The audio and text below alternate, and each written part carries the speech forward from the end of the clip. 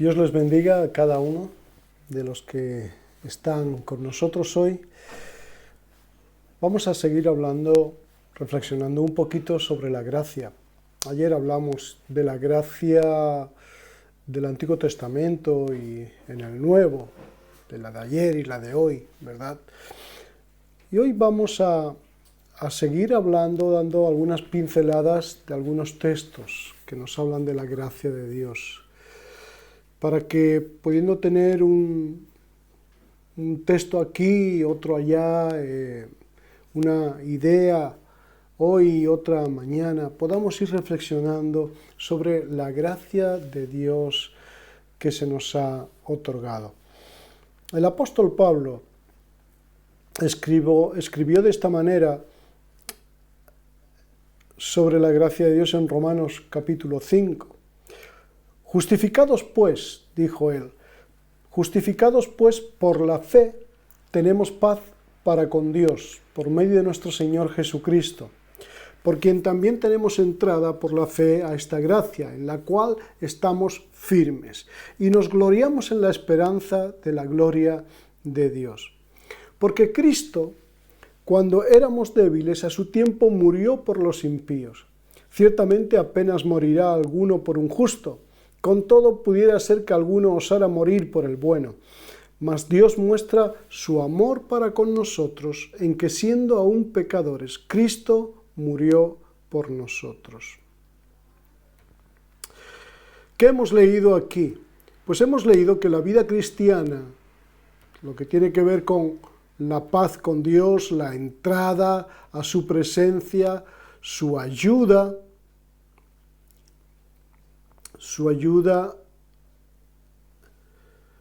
hacia nosotros, todo lo que tiene que ver con la vida cristiana, nos lo ha concedido la gracia de Dios.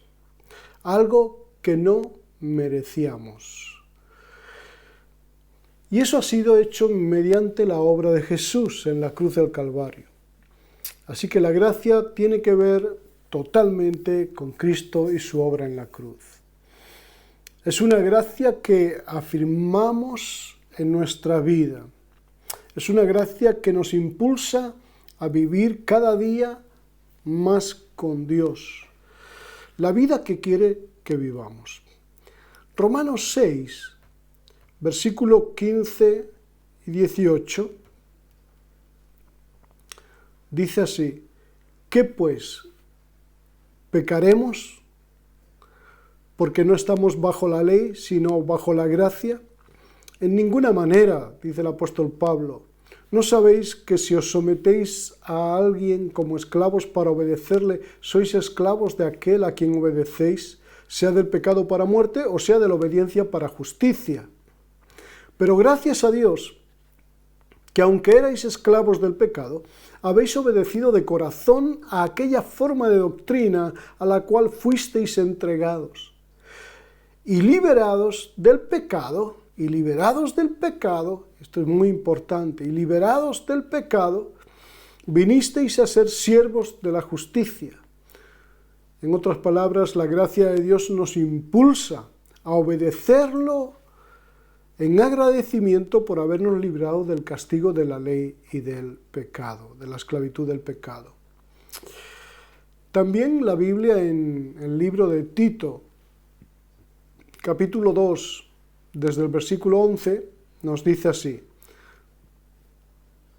porque la gracia de Dios se ha manifestado para salvación a todos los hombres, enseñándoos que, renunciando a la impiedad y a los deseos mundanos, vivamos en este siglo sobria y justa y piadosamente, aguardando la esperanza bienaventurada y la manifestación gloriosa de nuestro gran Dios y Salvador Jesucristo, quien se dio a sí mismo por nosotros, para redimirnos de toda iniquidad y purificar para sí un pueblo propio, celoso de buenas obras. Celoso de buenas obras. Jesús murió por nosotros, a pesar de que éramos malos. Lo hizo para salvarnos de la ira de Dios y con su muerte satisfizo la demanda de justicia que nuestro pecado reclamaba. Eso es lo que significa propiciación, propiciación por nuestros pecados.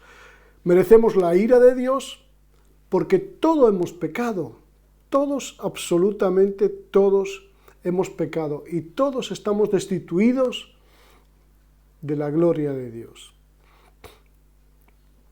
Ahora, Dios no puede perdonarnos de forma superficial o simplista, porque Él es santo y Él es justo.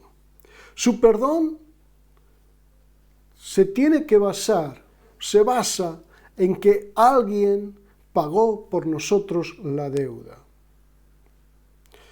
Dice la palabra de Dios en el Salmo 5, versículo 5, los insensatos no estarán delante de tus ojos, oh Dios. Aborreces a todos los que hacen iniquidad. Así que la justicia de Dios, que Jesús ganó en la cruz a favor nuestro, pagó la deuda, pagó esa deuda. Como si Jesús mismo hubiera vivido nuestras vidas y hubiera sido culpable de la depravación, la desobediencia y de pecado como lo hemos sido nosotros. Así que Él murió por nosotros en la cruz. Esto es parte de la gracia de Dios que se nos ha dado. En Romanos 3, 23 al 25, dice así, por cuanto todos pecaron y están destituidos de la gloria de Dios, siendo justificados gratuitamente por su gracia, mediante la redención que es en Cristo Jesús, a quien Dios puso como propiciación por medio de la fe en su sangre, para manifestar su justicia a causa de haber pasado por alto en su paciencia los pecados pasados. No merecemos el cielo, pero la verdad es que tampoco merecemos la tierra, porque hemos pecado delante de Dios y lo perdimos todo lo que Dios nos había entregado como regalo. Dios pasó nuestros pecados por alto, en su paciencia, como hemos leído, Dios pasó nuestros pecados por alto, antes de que nosotros colocásemos nuestra fe en Jesús. Y eso lo hizo gracias al sacrificio que ya estaba predeterminado por Dios, desde antes de la fundación del mundo. Cristo no solamente compró nuestra entrada al cielo, sino que también compró nuestro tiempo aquí en la tierra antes de que fuéramos cristianos y recibiésemos su salvación. Dios fue paciente. Dios fue paciente con los pecadores, o sea, con nosotros. Un ejemplo de ello lo tenemos en lo que ocurrió con Caín. Así fue con Caín. Dios mostró paciencia con Caín y aún mostró protección sobre él, protección sobre el malo, porque puso una señal en Caín para que nadie lo matara. Son cosas incomprensibles. Ahí está Abel, que había presentado una ofrenda agradable a Dios, y Caín, que presentó también una ofrenda delante de Dios, pero no fue agradable a Dios. La pregunta, ¿por qué muere el bueno y el malo permanece? Es la pregunta que muchos a lo largo de la historia se han hecho y aún hoy nos hacemos a veces. ¿Por qué mueren los buenos, verdad? Y los malos permanecen en su iniquidad y en el camino de maldad. Pero he ahí la gracia y también en parte la soberanía de Dios. Él sabe más que nosotros, Él sabe lo que Él hace y Él, con todo lo que ha hecho, lo que está mostrando una y otra vez en la historia del ser humano es su gracia, la gracia de Dios para con el malvado, para con el pecador. Abel era bueno y presentó ofrenda agradable a Dios. No tendría que haber vivido él y haber sido protegido. Sin embargo, es muerto por su hermano Caín. Caín vive y Dios no lo destruye, sino que tiene paciencia con él y lo marca para que nadie lo mate. Mire, la paciencia de Dios va al grado de que permite que muera el que está preparado. Abel estaba preparado para morir, mas Caín necesitaba tiempo para arrepentirse. No sabemos qué sería después de Caín, porque la Biblia no lo indica claramente, pero lo que vemos ahí es la paciencia de Dios con el malo. En Efesios 2, versículo del 1 al 7, dice, y Él nos dio vida a nosotros, cuando estábamos muertos en nuestros delitos y pecados, en los cuales anduvimos en otro tiempo siguiendo la corriente de este mundo. Todos nosotros vivimos en otro tiempo en los deseos de nuestra carne, haciendo la voluntad de la carne y de los pensamientos. Y éramos por naturaleza hijos de ira, lo mismo que los demás. Pero Dios, aquí está la diferencia, aquí está la gracia de Dios. Éramos hijos de ira, lo mismo que los demás. Pero Dios, que es rico en misericordia, por su gran amor con que nos amó, aun estando nosotros muertos en pecados, nos dio vida juntamente con Cristo. Por gracia sois salvos. Y juntamente con Él nos resucitó. Y asimismo nos hizo sentar en los lugares celestiales con Cristo Jesús, para mostrar en los siglos venideros las abundantes riquezas de su gracia, en su bondad para con nosotros en Cristo Jesús. Estábamos muertos, pero Dios nos da vida, para mostrar las riquezas de esa misma gracia de Dios, la riqueza de esa nueva y verdadera vida, la vida en Cristo Jesús. Los muertos no pueden darse vida a sí mismos, pero Dios nos ha dado vida. En Juan 1, versos 12 y 13, leemos, mas a todos los que le recibieron, a los que creen en su nombre, les dio potestad de ser hechos hijos de Dios, los cuales no son engendrados de sangre, ni de voluntad de carne, ni de voluntad de varón, sino de Dios. Somos hechos hijos de Dios porque Él así lo quiso en su gran misericordia. Solamente de Dios viene el regalo de ser hijos suyos, el regalo de la salvación. Por lo tanto, nadie es hijo de Dios por casualidad. Y nadie es hijo de Dios por propia voluntad, sino por la paciencia y la voluntad de Dios, acabamos de leer. Y eso es para la alabanza de la gloria de su gracia. En otras palabras, alabemos a Dios por lo asombroso que es Él, por lo asombroso de la salvación, por la vida que Él nos ha otorgado gratuitamente, porque Él nos ha salvado para la alabanza de la gloria, ¿de qué? De su gracia.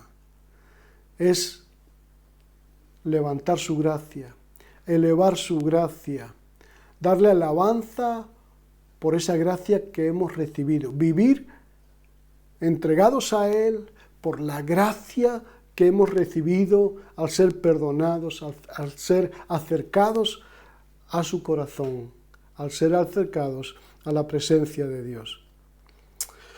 Mis hermanos, concluimos así. Gracia significa que estábamos perdidos, pero Dios nos ha encontrado. Gracia significa que éramos esclavos de nuestra maldad, pero Dios nos ha hecho libres. Estábamos hundidos en pecado, pero Dios mediante su Espíritu Santo nos ha hecho nacer de nuevo por Jesús. Nos ha regenerado y renovado para cumplir su propósito en nosotros. Dios quiere que esta verdad crezca en nuestras vidas, más y más, y nos guíe a experiencias más profundas de su amor y de su poder. Que se ha llenado nuestro corazón de gozo al pensar en esta gracia inmerecida que hemos recibido. No teníamos nada, ni merecíamos nada, ni podíamos llegar a tener algo en Dios, pero Dios nos lo ha dado todo. Nos lo ha dado todo gracias a la muerte de Jesucristo en la cruz. En Cristo Él nos ha dado verdadera vida. Eso es lo que significa gracia. Y nosotros lo hemos recibido. Él nos lo ha dado todo en Cristo y nosotros lo hemos recibido sin tener que pagar nada. Por lo tanto, ¿cuál es tu parte? ¿Cuál es mi parte en la gracia de Dios? Mi parte en la gracia de Dios es dejar que Dios haga la suya. Mi parte es dejar que Dios haga la suya. Que podamos entender más y más, mis hermanos, que la obra de Dios la hace Dios. Y la hace Dios porque Él ha querido gratuitamente. Hasta aquí esta reflexión hoy. Vamos a orar. Mañana vamos a estar reflexionando sobre un personaje bíblico. Así que va a ser algo muy interesante. Oramos. Señor, bendecimos tu nombre, Padre amado, por tu gracia en nuestras vidas y te damos gracias por la salvación preciosa que tú nos has dado. Señor, porque como con Caín, tú tuviste paciencia a pesar de que fue el malo, a pesar de que tuvo los malos pensamientos y deseos y actuó de forma horrible contra su hermano. Pero tú tuviste paciencia, fuiste paciente con él y aún le otorgaste protección mientras vivía. De ti viene todo, Señor, y en ti tenemos socorro. Y gracias, oh Padre amado, porque aunque estemos en nuestro pecado, si alguien clama a ti en este día, en tu gracia, en tu misericordia, en tu amor, tú lo oyes y lo perdonas. Y eso es gracia, que tú nos has perdonado aun siendo pecadores y no mereciendo nada de ti. Gracias por todo, Padre amado. En el nombre de Jesús. Amén. Dios os bendiga. Nos veremos en los próximos días igual y hasta pronto.